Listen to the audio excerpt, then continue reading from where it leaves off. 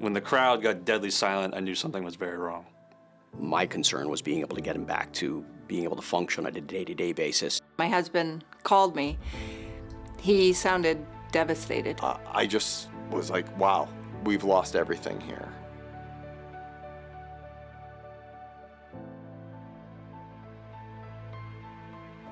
When you get into that mode of dealing with an injured athlete, everything else just kind of blurs out, and you almost get tunnel vision in the sense that you don't even recognize the stands, the lights, the team.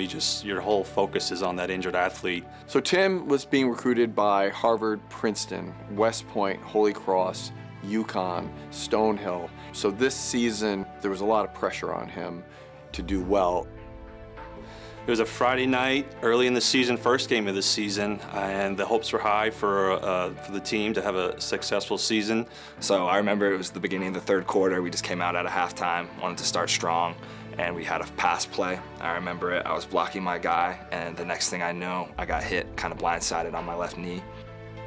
One of the team doctors was down on the field, and I'll never forget what he said. He said, "This is the worst knee injury I've ever seen." As soon as I hit the ground, I knew it was bad and that everything I'd worked for up to that point could be gone.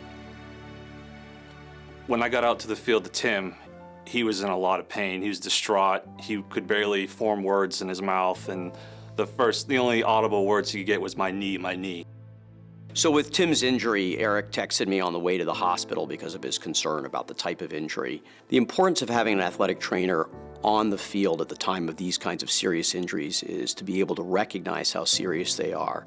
Because there are some injuries that if they don't get picked up right away can lead to permanent injuries and permanent lifelong problems. So the doctor comes in and she tells me I tore my ACL, PCL, MCL, meniscus, and broke part of my tibia. And I have no idea what any of that means or what the implications of that. I have no idea what's going on. My wife doesn't. Tim is trying to sort this out, not just physically, but emotionally. And Eric was a steady, calming presence who insisted on staying late into the night until everything was settled. But we will never forget that. People don't realize the amount of work and time and effort that these athletic trainers put in. Eric went above and beyond. He was in the ER with me that night. He was there for my surgery. I'm sitting out in the waiting room and I had my phone, and Eric would update with texts throughout the surgery. This is going on, and it was all positive. It was all, here's this, and I was able to relay that because Tim has family around the country. I think Eric was definitely central in kind of helping all of us just realize that I was going to be okay. Whether that resulted in me even playing football at all, that I was going to be okay. Tim's rehab was a long process towards the stages of him getting back to more functional activity. He'd be in here about 3 days a week, working on strength, working on different sports function movements, and watching him do that in this office almost every week, it was rewarding to see.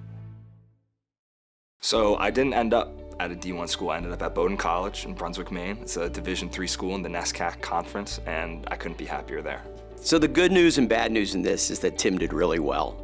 He was able to go back to playing football and play at the collegiate level. I say the bad news because then I worry about him every time he goes back out there. Even now, I'll send Eric a quick little text or a video of Tim at the college level saying, "Thank you, we appreciate it." And I can't say enough great things about the people at Safe Sports. So one of the reasons that Tim did so well is that the care he received from the very beginning, from when that injury happened all the way through to the end of his rehab, was the extra help, input, and guidance that he got through his athletic trainer and what Eric did with Tim. I have no doubt that that significantly contributed to his ability to get back to the level that he did. It was important for me to see the whole process through for Tim, being there to support him, from minute one to, surgery to the rehab process. It was important for me to just see him get the care he needed and to get back to playing as safely as possible.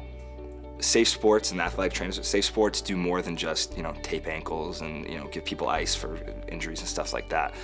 They're there every step of the way through injury rehab, through injury prevention, CPR, heat stroke information, so we understand all that.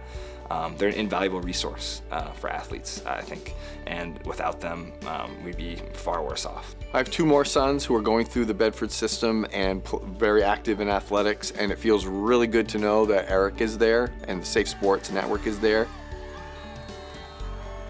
Eric really, I think, helped our family in more ways than he knows. Yeah. So I'm a college football player now, so it's pretty cool. It's a pretty cool feeling.